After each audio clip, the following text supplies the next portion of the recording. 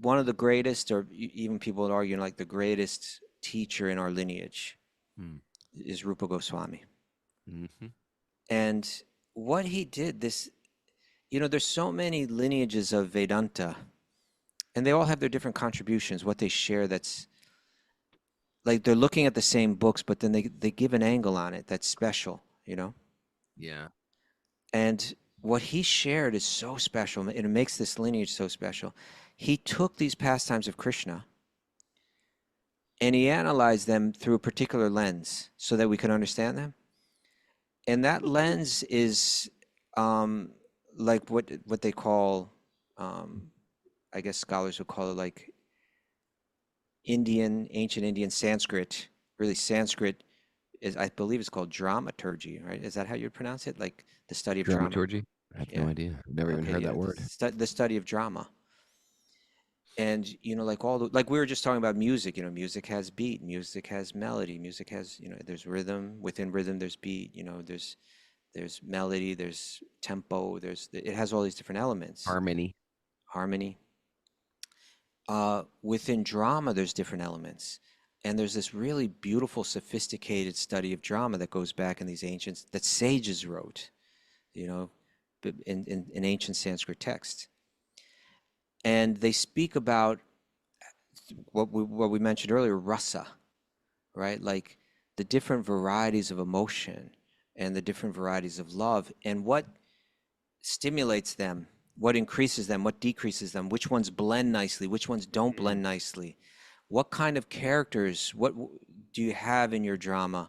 What do they embody, and how they all blend together? So there's like just like there's a science to, like, within music, there's certain scales, certain notes that blend together in nice patterns, and you can take those patterns and create new melodies with them. In drama, there's the same idea, and they have this science of drama in these ancient Sanskrit texts that the sages wrote. So Rupa Goswami took that lens and showed us what's playing out in Krishna's pastimes. So you did it just spontaneously, though. Like as soon as you heard, oh no, Mother Yashoda couldn't find her baby, Rupa Goswami is going to take the drama, the drama science, and analyze what's happening right here, right? This is a feeling of love through fear, right? Like it's all of this is designed to increase the feelings of love. The idea is that if you really understand the rules of drama and the science of drama, then the audience can experience the exact emotions that you want them to feel in a very profound way. And what Rupa Goswami was exposing is that these feelings that they're feeling are deep yogic experiences of divine love. Om Namo Bhagavate Vasudevaya. Om Namo Bhagavate Vasudevaya. Om Namo Bhagavate Vasudevaya.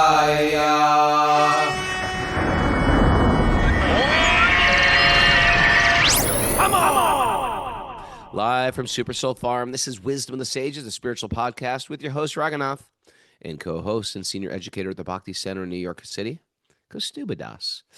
It's Monday, August 11th. It's episode 1653. Welcome to the show. Back up, made it home at midnight last night. Oh, just in time to stumble out of bed. I barely made it out of bed today. Right to my microphone. Actually, right to the house chicken and her babies. Yeah. Had to get the house chickens out of the house. Everybody still alive? Everybody's still alive, doing well. Okay. Miss Mara drove the entire way. Thank you, Miss Mara. Gee. You're welcome. Had great programs. Had a great weekend. Had a really great weekend at Yoga Bohemia and then at Balanced Planet Yoga. And met a lot of others out there, as well as some regular Zoomers. It's been super nice. Mike Dexter brought his sister, which was nice. Very good. Tried to chief her. Okay. If you're a regular, you know what that means. Yeah, it was nice. And we spent the days at the beach. Good for you. Yeah, it was good. I noticed, I saw your video. It looks like there's some good waves out there. Oh, it was a little crazy, actually. I'm like a flat Ligurian Sea Yeah. type of a guy. Flat You know what I mean? oceaner. I like a flat. Yeah, you've heard of flat earthers? I'm a flat oceaner. I like it flat, All right. real flat, like bathtub flat. But it was like a little nutty. Like you might lose one of the kids. Okay. How are you? That's why you have to have a lot of them. I think that's how they did it in the old days. Yeah. How are you, Rubba? I'm doing good. Prabhu? I'm doing good. Yeah. What'd you do this weekend? I spent some time with some students. I spent some time at the beach myself. I spent Yeah, some time yeah. organizing my life. little sense gratification for No, Kastuba? Raghunath, that's necessary rejuvenation. Is it? Absolutely. All right. Little beach party. I agree. Yeah. Sorry, I know you don't like when You're stupid taking my side. team up, but All this time with the screens, so much of my time in the day is spent on the screen. That's not good, Kastuba. You got to get out there to the beach, Yep. water, sun. So Earth, so good. It's so good and wind. grounding. Yeah. And Malibu Mara tanned. The woman tans like in a moment. In Yeah. a moment. I've never seen a person tan so quick. You sure there's not a little of that stuff in the Nothing. She in the uses nothing. sunscreen she's putting on? Maybe. Come on, Mara, tell the truth. Uses nothing. no, nothing. No, it's real. Okay. I did have a good base tan though from California and Yeah. before that from Europe. So Yeah, Italy. yeah.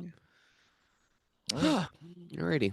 So got some good stuff. I'm curious about Janmashtami this weekend. I was going to ask you, what are your plans? Well, we were planning on doing Janmashtami here, but I'm having second thoughts because, my mom's getting old, and I really like to see my mom.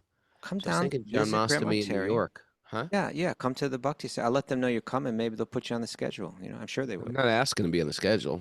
No, but I'm saying I think it would be nice. What People day would- is it? I believe it's Saturday. And then when is it on? And they're celebrating it Saturday at. Does it overlap with the Brooklyn schedule?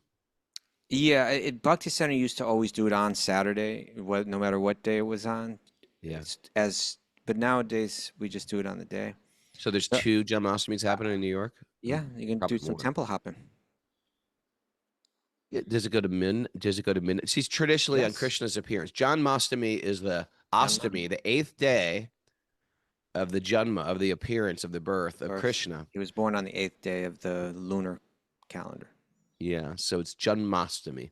And so generally for Krishna's appearance, if you're following strictly, you fast all day. And then Till there's a midnight. midnight darshan. And then you feast on Krishna's feast. And Krishna gets offered all these different preparations. Yeah. How many preparations? In any particular temple, you're saying? I mean, it could Is be- there a like lot a of times they tradition? go for 108 like that, but Yeah, it may or may not be that. sure.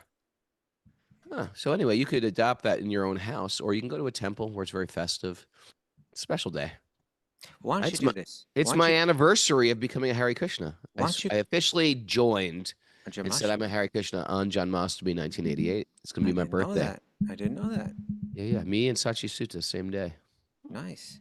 Why don't you come down to New York, spend some time with Grandma Terry, and then maybe on the morning of Janmashtami, you come up here, we'll serve Radha Damodar together. And then we can do a thing Morning at the Bhakti of- Center Saturday morning. morning. All right, let me think about that. Let's think about that. I could have with Yeah, my think- daughter. My daughter's talking about going down too. Yeah, bring her down. Okay. Let me get Okay. Now, why don't we check in with Mara, see if there's any announcements? I don't have any announcements this morning, although I Nothing. do have some big announcements coming up later this week.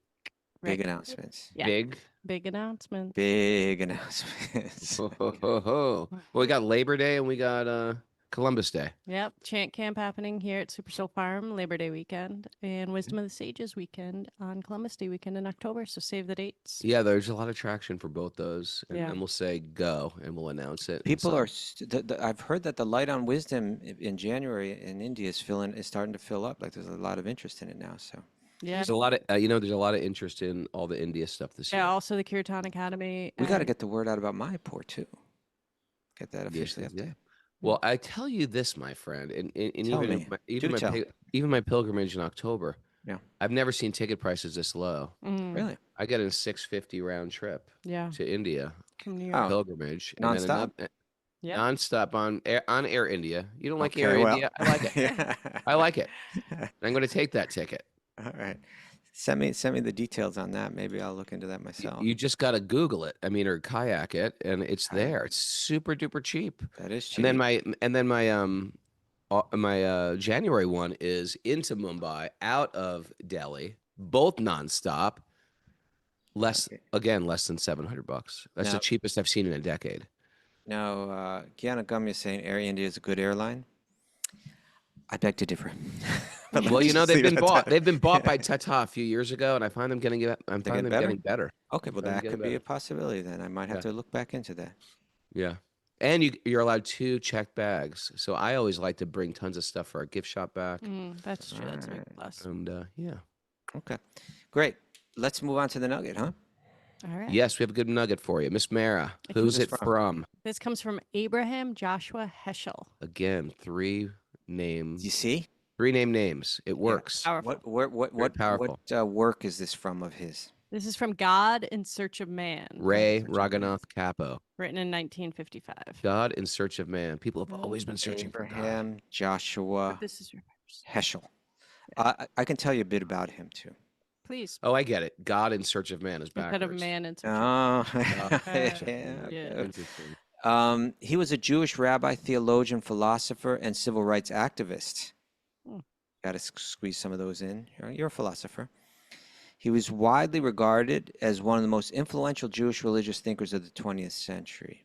Abraham Joshua Heschel. All right.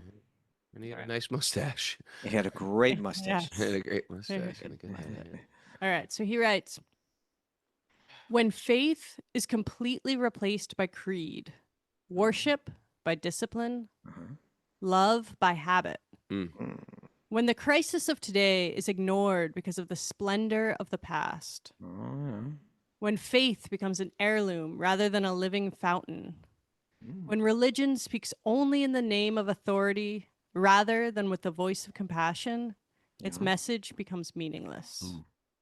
The crisis of religion is not caused by the loss of faith, but by the loss of awe and the absence of wonder.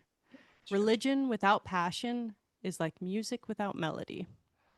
Okay. Huh. Good. Kostuba, I don't know where you find these, but that is a good one. You like that? Yeah, it's amazing.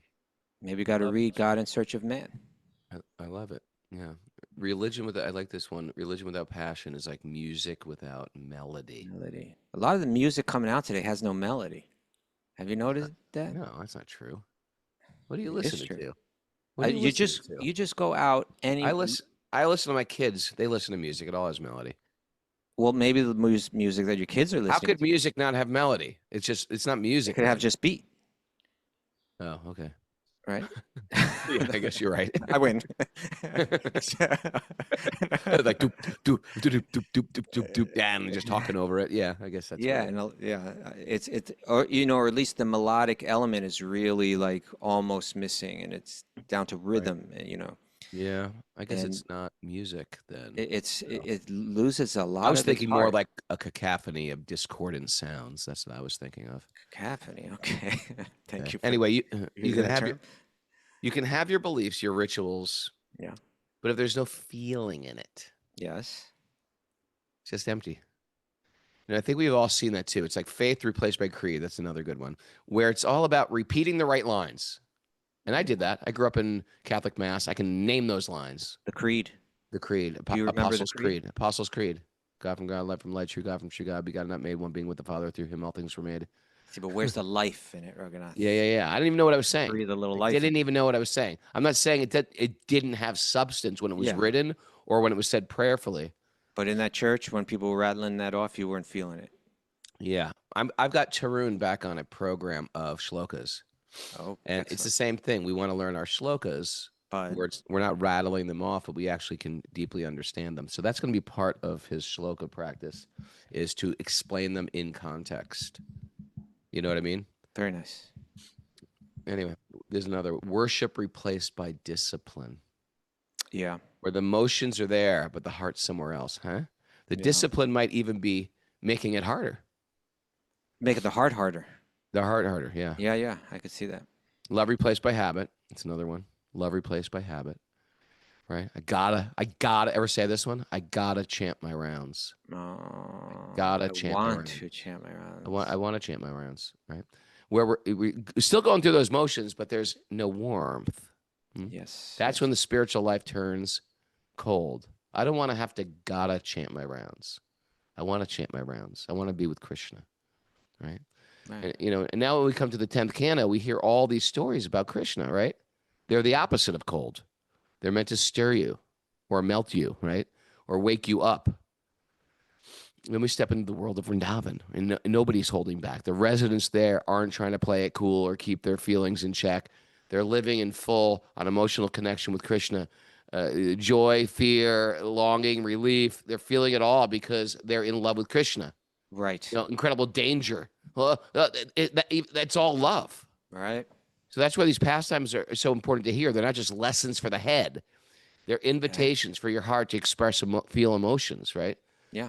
Spiritual life never makes us laugh or cry or ache or in love, then maybe we're just playing the notes without the song. Maybe it is just that ritual. Maybe it's rote, perfunctory. Oof. And the song is the whole point. And sometimes in Vṛndāvana, that song is filled with the thrill and the danger of storms, the kind that leave everyone's hearts racing. Because love, Kaustubha, means being unafraid. Thank you. Feel it all. Okay. Love Thank you. means vulnerability. I can feel all my feelings. Okay. What do you think about that, Kaustubha? Well, I'm with you. I like the fact how you brought it to what we're reading and about, because some of these stories that we're reading now, like right now, we're reading how little baby Krishna is going through all of these attacks, really, and the residents of Vṛndāvana, they don't appear like exactly like sages or yogis, but they're really don't considered to appear be the that way. greatest yogis. Yeah, they seem to be just emotionally caught up in their love for Krishna, and that's really just about all that's happening. But hearing these leelas, they have their didactic side to them. Like they teach different things, and we can get into that, But the Bhagavatam, this whole long literature that we're probably we're over 10,000 verses into it, right? That's pretty cool, isn't it? We're over Yeah. 10,000 verses in. And there's been so much brilliant philosophy in them. But now it's like coming to really like its head. Like this is what we're all meant to focus on. Like all of those other chapters are really bringing us to this chapter, and it's really sounds like little baby stories, little stories about Krishna. What's going on? But it's a fact that like you can approach these texts on different levels. It does have its didactic teachings about how we can practice a particular path of spirituality, or a particular yoga path. And it's got a lot of teachings about like society as well. Like Prabhupada draws that out often, right? He's saying that, look what these rituals are doing and why they're doing it and why they're important and how they're healthy in society and so on. But there's this rasika side to it that, especially when we get to the 10th canto, becomes important, right? Like rasika means tasting varieties of love, all the different flavors of it. We're seeing how these greatest yogis of all are tasting varieties of love in an entirely spiritual context. And so that's what's playing out when we're hearing about little baby Krishna and these things that are happening, like today, right? Yeah. We left off last week. He started feeling really heavy. He's sitting on his mother's lap. Yep. Started feeling real heavy. She put him down. That's sounding ominous. Something's going to happen, right? And what's going to happen to the little baby? Well, the feelings that she feels is what's going to become important. And that becomes kind of like something that we look to, something that we aspire for, that I want my heart to be feeling deep emotions, but not directed towards the external things of this world, but directed towards that source of everything, that spiritual source of everything, Krishna. And we're going to just speaking to that point of how things can become empty and we don't really get to the deeper point of it, on spiritual paths. I came across something today. It's a list of verses. This is what Kostuba does before 7:30 in the morning, right? I do very early in the Before morning. 7:30 in the morning, he's just going through like volumes of literature. It's And he nectar. came across something today, I like came when? across some today. For between like 4 and 5 a.m. You came Something like across it? that. Something like that. Okay. Well, Now the this, rest of us were just dreaming. You were studying sacred well, you literature. got Good in for late you. last night. You got in late I last did night. get in late. I did get in late, man. I would But have I'll slept share with another you hour. now. The fruits of my study, I will now share with you. Please give me your fruit. So these are a list of verses from the Bhagavatam Mm. that speak to the idea that if you're doing your ritual, Mm. but it's not leading to your seeing God everywhere and in everyone, just how hollow it is. I like it. Go. Tell Okay. me. This one, this is all these are Bhagavatam verses. I am present in every living entity as the super soul. If someone neglects or disregards that super soul everywhere and engages himself in the worship of the deity in the temple, that is simply imitation. Mm-hmm. Like that. One who worships the deity of Godhead in the temples but does not know that the Supreme Lord, as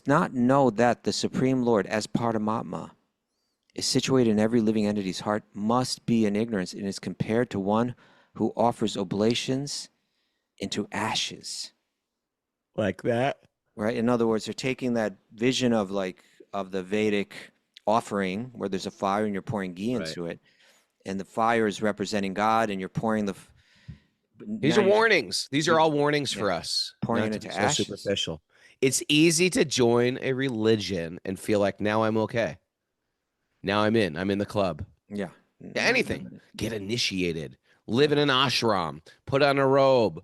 Go to a temple on Sunday. It's easy to feel like now I'm joining the club. And there is some benefit of having a community around you, but it doesn't protect us from doing the work. It's not gonna. We have to do the work. So these are where these You got to verses are keep trying reminding to us. see what you're meant to see and pray for it and strive for it and look for it and Yeah. reflect on it. Don't be satisfied with the surface level. Okay, another Mm. one. One who offers me respect, but is envious of the bodies of others, has animosity towards them, and is therefore a separatist, Separatist. never attains peace of mind Mm. because of his Envious. I'm sorry. because of his inimical behavior towards other living entities. Envious of the bodies of others. I mean, envious of other people, wanting what they have. This person is successful, and I feel, oh, he doesn't deserve it. I deserve that. That And is yeah, that is a red flag for my train is off the tracks. red flag. Right? And I also believe that the word envious is the older kind of Old English version of it. It has to do with just animosity itself Animosity towards. towards others. Yeah. Yeah. Okay, another one. My dear mother, this is Kapila Dev speaking. Even if he worships with the proper rituals and paraphernalia, a person who is ignorant of my presence in all living entities never pleases me by the worship of the deities in the temple. Huh, heavy. Huh. Pretty good, huh? Another one. Performing prescribed duties, one should worship the deity of the Supreme Personality of Godhead until one realizes my presence in his own heart and in the hearts of other living entities as well. Got two more. One like should that. not see anything as being separate from the Supreme Personality of Godhead Krishna. Ether, air, fire, water, earth, the sun, and other luminaries, all living beings, the directions, trees and other plants, the rivers and oceans, whatever a devotee experiences, they should consider to be an expansion of Krishna, thus seeing everything that exists within creation as the body of the Supreme Lord, Hari. I like this. I like that one. You know why? Well, I'm not done with it yet. Well, okay. I The like it devotee already. should offer his sincere respects to the entire expansion of the Lord's body. Hit it, Raghu. I like it because there's certain things in this world we may like and we may not like. Be it Yes. people or or weather or places, right? Yeah. Or animals It's all or God. insects. And we have to see them as part of God. Right. It's easy to see like little bunny rabbits. They're part of God. Oh my God, they're divine. Yeah. Right? But then there's some like ugly lizard or something you're freaked out about, a mouse or something. No, those are not part of God. Those are evil. Or anything, storms, even the storms, even things like Storm. tornadoes. These are also part of God. Even catastrophic things, So it's sort of like you really have to stretch your intelligence to see God behind everything. And it forces you to see out of the world of good and bad and the world of karma and see and zoom into the idea of some greater plan. Yes. I'm taking this in a whole different direction now, but yes. Okay. This helps develop a devotional mind that everything's not random. Everything has purpose. Behind the fabric, there's some bigger design. Yeah, I've read one more, Raghunath. Go. And this one is one I quote a lot. A devotee who faithfully engages in the worship of the deity in the temple, but does not behave properly towards other devotees or people in general, It's a good one. called a prakrita bhakta, a materialistic devotee, and is considered to be in the lowest position. So, all of these had to do with seeing God in other people, seeing God everywhere. This Abraham Joshua Heschel said the crisis of religion is not caused by the loss of faith. Right? These people still have faith. God in the temple, that's God. He says, Right. but by the loss of awe and the absence of wonder. Right? Like to see, but that deity in the temple is in you, and in you is in everything. And this is, we need to go deeper into that. And part of that is the emotional pull.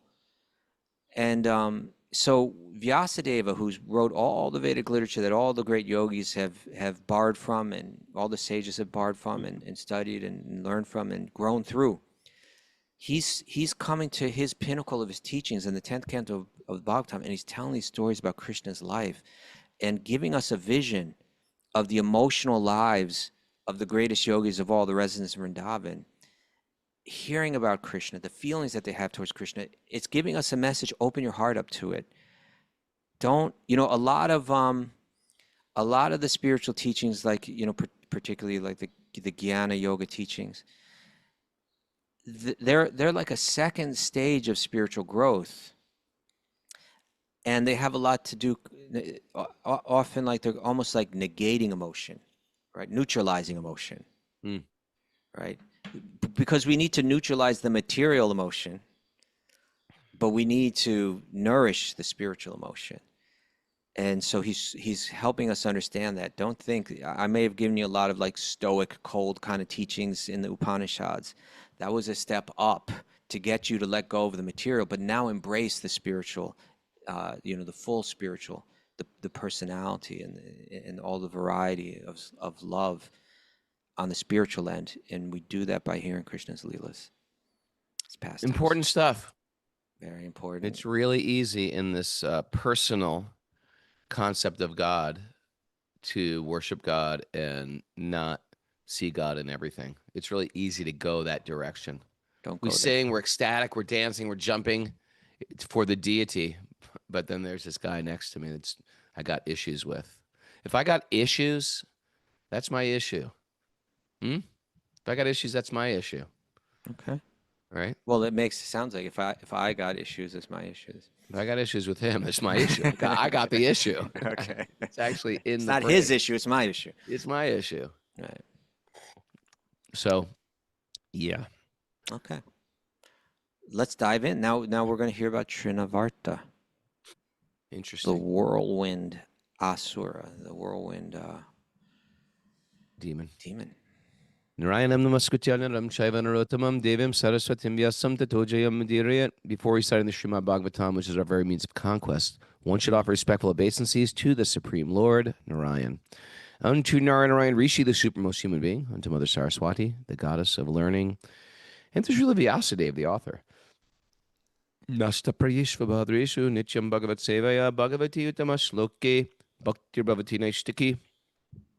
By regular attendance in classes in the Bhagavatam and by rendering service to the pure devotees, all that is troublesome to the heart will become eradicated. And loving service to the Supreme Lord, who is praised with transcendental songs, will be established as an irrevocable fact.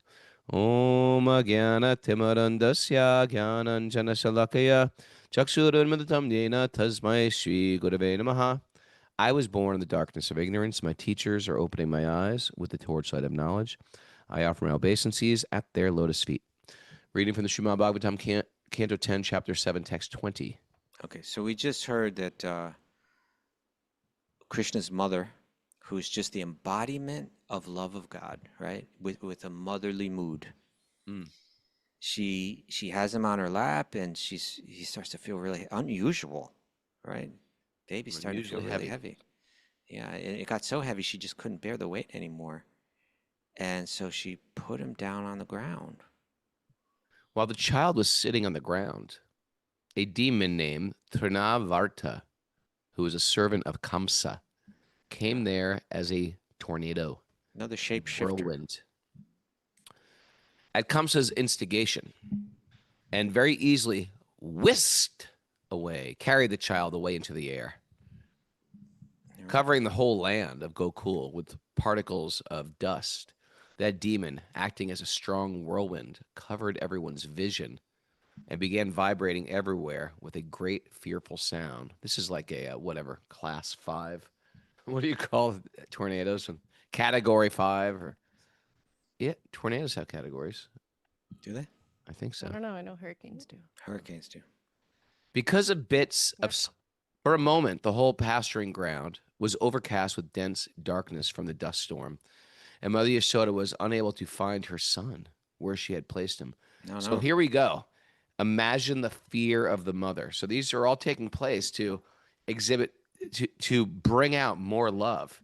And now the mother's deeply in love. Where's my child? Where's my child? That type of intense anxiety that happens in this life is meant to bring higher emotions of love in the spiritual world. Where is Krishna? Oh, Krishna.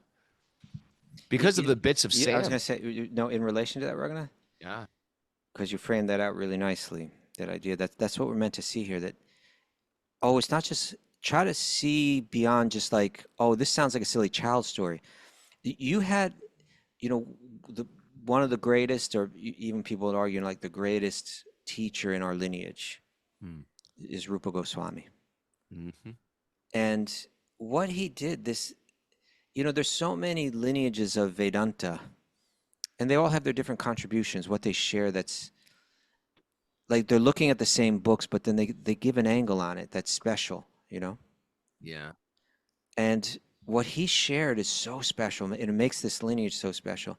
He took these pastimes of Krishna, and he analyzed them through a particular lens so that we could understand them. And that lens is like what they call, I guess scholars would call it like ancient Indian Sanskrit. Really, Sanskrit is, I believe it's called dramaturgy, right? Is that how you'd pronounce it? Like the study of drama? Dramaturgy? I have no idea. I've never even heard that word. The study of drama. And, like like we were just talking about music, music has beat, music has melody, music has, there's rhythm, within rhythm there's beat, there's melody, there's tempo, it has all these different elements. Harmony. Within drama there's different elements. And there's this really beautiful, sophisticated study of drama that goes back in these ancients, that sages wrote, in ancient Sanskrit texts. And they speak about what we mentioned earlier, rasa, right? Like the different varieties of emotion and the different varieties of love, and what stimulates them, what increases them, what decreases them, which ones blend nicely, which ones don't blend nicely. What kind of characters, what do you have in your drama? What do they embody, and how they all blend together? So there's like just like there's a science to, like, within music, there's certain scales, certain notes that blend together in nice patterns, and you can take those patterns and create new melodies with them. In drama, there's the same idea, and they have this science of drama in these ancient Sanskrit texts that the sages wrote. So Rupa Goswami took that lens and showed us what's playing out in Krishna's pastimes. So you did it just spontaneously, like as soon as you heard, oh no, Mother Yashoda couldn't find her baby, Rupa Goswami is going to take the drama, the drama science, and analyze what's happening right here, right? This is a feeling of love through fear, right? Like it's all of this is designed to increase the feelings of love. The idea is that if you really understand the rules of drama and the science of drama, then the audience can experience the exact emotions that you want them to feel in a very profound way. And what Rupa Goswami was exposing is that these feelings that they're feeling are deep yogic experiences of divine love. And all that's happening in Krishna's Leelas, it may sound like mythology, it may sound like a child's story, but yeah, or it may sound even like, oh, this is a bad thing. Something bad is happening. A witch is coming. A tornado is coming. This is a sad part of the story. And then the hero is going to do something and kill the bad guy. No, no, no, no, no, no. It's all meant to bring out that love and attachment in a deep way. Huh? yeah, very sophisticated scholars are seeing something far deeper into these Leelas. And they're drawing out teachings like just like the other demons. This Trinavarta demon, this demon of this tornado demon. You know, is the sages say that it's meant to represent the dry argumentative philosophical kind of tendency that people have. You know, where Like those people just argue about stuff. yeah, Just scholars argue. scholars that Argue for hours.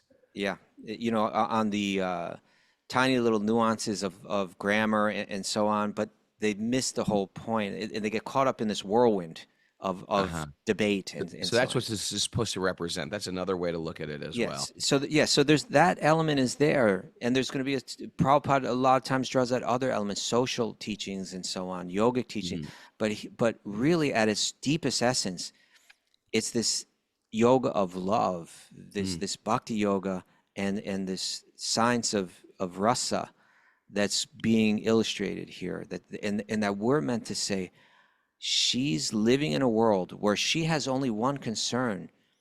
Krishna, who is the origin of all existence, who is the absolute truth, who is the Parabrahman, she's more than any other yogi. She's entirely absorbed in the Parabrahman, but with these emotions of a mother. And isn't that the goal of yoga? And that is the goal of yoga. Right? Yeah. Okay, so all of these external things that are happening, these demons come in and so on, it's just meant to, just like a playwright will create problematic circumstances for the protagonist in their drama or in their screenplay. Krishna's energies are creating this drama that he's living in and that his devotees are living in. That's taking their feelings of incredibly deep love and stirring them up and intensifying them. And when we begin to become advanced in yoga, when we read these, we'll feel those emotions ourselves. You know, when we read Bhagavatam, tears will be coming to our eyes. You know, when we chant Krishna's names, those hearing that name will be infused and nourished with these emotions. So that when we chant Krishna's name, we feel something like what Mother Yashoda was feeling, and what the residents of Vṛndāvana feel. We feel a similar emotion, a similar type of love. Okay. Because of the bits of sand thrown by Trinavarta, people cannot see themselves or anyone else, and thus they were illusioned and disturbed. Because of the dust storm stirred up by the strong whirlwind, Mother Yashoda could find no trace of her son. Imagine that. Where's Krishna? Nor could she understand why. What is going on? Where's Krishna? He's so young and vulnerable, apparently, to her, from her eyes, right? Thus she fell down on the ground like a cow who has lost her calf, began to lament pitifully. Imagine the longing. Now, sometimes we get a glimpse of that. Where is God in my life? Where is Krishna? What have I done? Why have I strayed away from Krishna? We get the glimpse of pure devotional service in our own lamentation. And even in our own lamentation, some of us feel that sometimes. We feel, where is Krishna? Where? Why don't I feel that lamentation for Krishna? We should understand that is being with Krishna. It that is. lamenting to be with Krishna. Some of us feel that some way due to our life or our work circumstance or our family circumstance. We feel like I've put Krishna on the back burner. Krishna has become not the priority on my life. And then we get to a pause in our life and we think, where is Krishna? Or why did I make that choice? Why did I move away from Krishna or walk away from Krishna? That is a very, very beautiful lamentation. And truthfully, that's a type of love that actually calls Krishna. It calls Krishna, and Krishna is eagerly waiting by the phone. Do you remember waiting by the phone for someone to call? We're like sitting there at the phone. Is he going to call? Is he going to call? Is he going to call? Krishna is waiting by the phone, so to speak, waiting for our lamentation or our calling out. And that's what it is. Every time we pick up beads, chant the holy name. Every time we sing in kirtan. Every time we walk alone and in a sad state of mind, thinking, oh, Krishna, where are you? Every time we get to our knees and pray. Every time we go sing loud in a kirtan, or sometimes walk down the street alone and sing to Krishna. And that in that lamentation, Krishna is listening and Krishna is running, right? It's not like we're just climbing out of this well or of this sewer. Krishna is throwing lifelines down in the form of people, in the form of, literature, in the form of, a podcast, perhaps, throwing lifelines down to help us get out. And Krishna is incredibly attentive to us missing him. He's eager. He's sitting by the phone, Baba.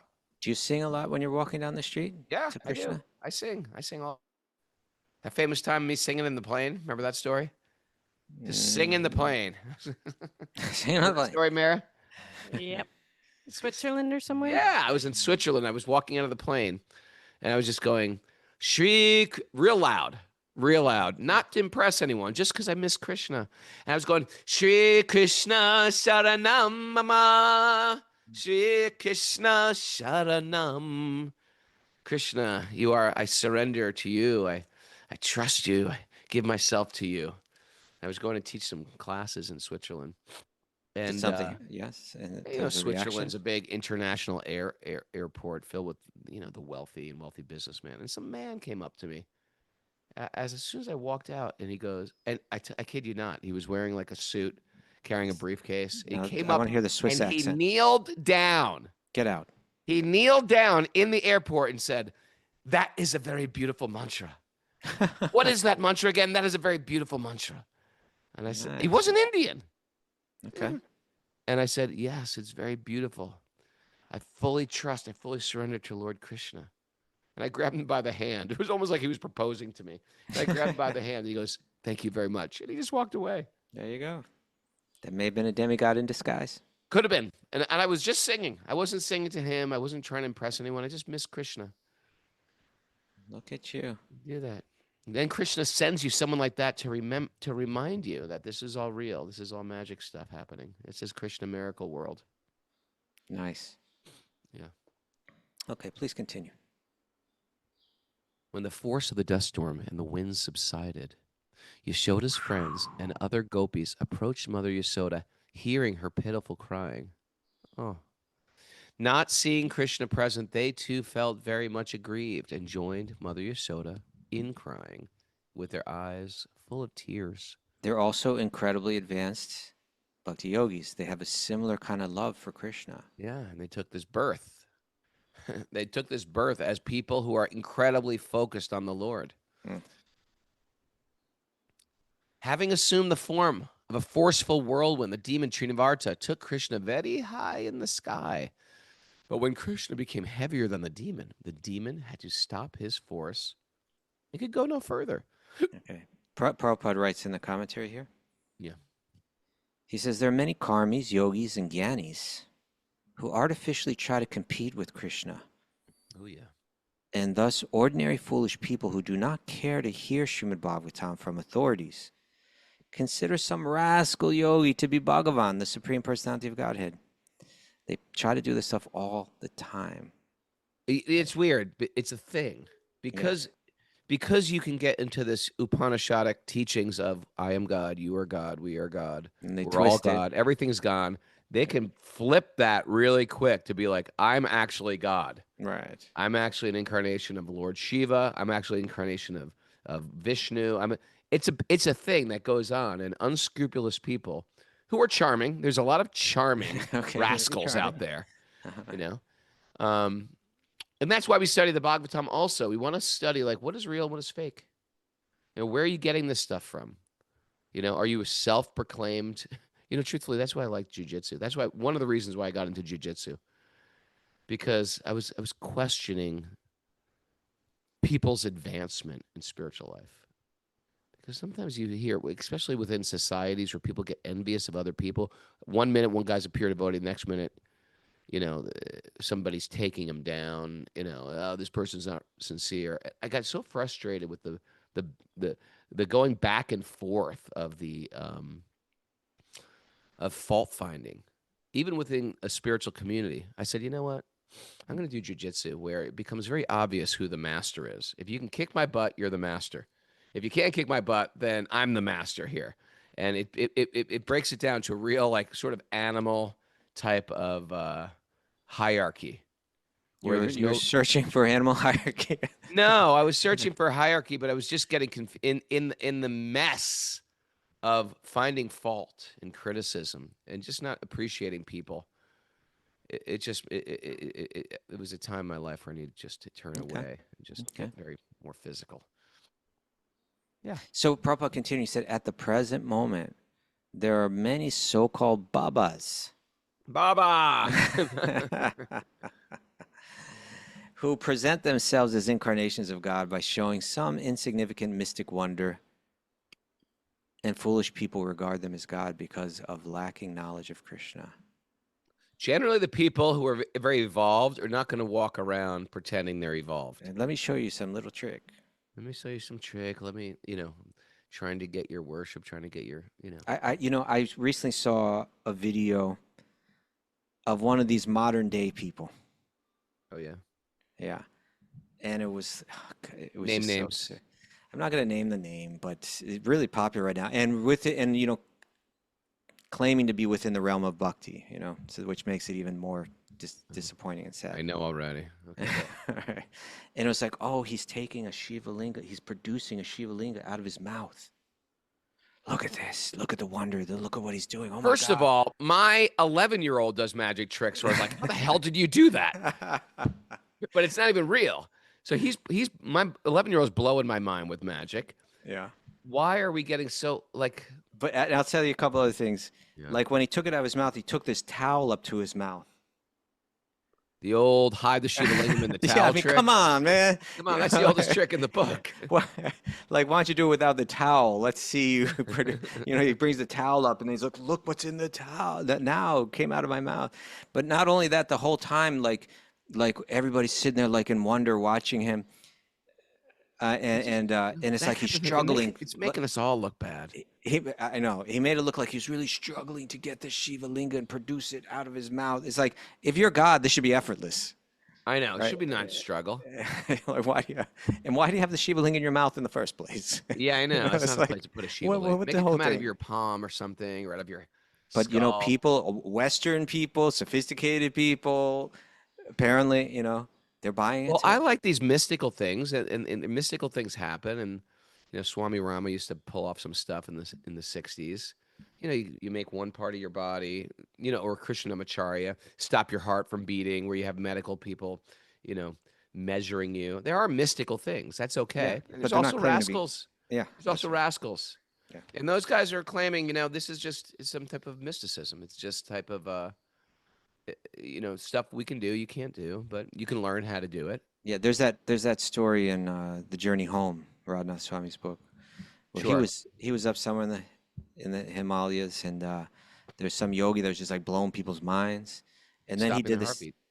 Then he did this thing where he took a light bulb and just ate the glass. Oh, really? Yeah, and everyone's like, whoa. And people are like honoring him and practically worshiping him. There's people that do that. They're in Guinness Book of Records. The guy ate the car. Okay, but he said, "This is nothing. You think you're worshiping me? I'm just some person that's learned a little trick here. Yeah. This is nothing. Don't be fooled by this kind of stuff. Don't be enamored by this kind of thing." Don't be enamored by it. Now I mean, it's here's interesting. I think it's interesting. Not eating a light bulb. I don't think that's it. Hey, you can pull off a Hanuman thing where you make yourself very small and very big. I'll worship you a little bit. I'll say that is very good, man. and Good here for was you. I'll throw you a flower garland. and here I'm was not going to worship someone you as God.